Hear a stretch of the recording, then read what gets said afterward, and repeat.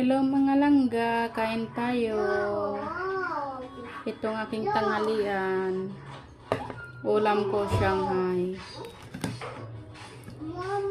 Ngayon lang ako kumain kasi sobrang sakit ng ulo ko, parang mabasag talaga. Hindi ko alam kung bakit. Kain tayo.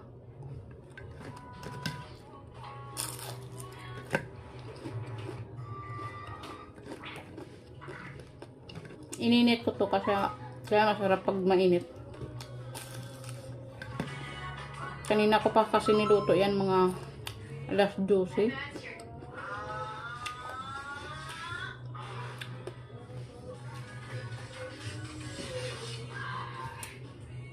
Kain tayo.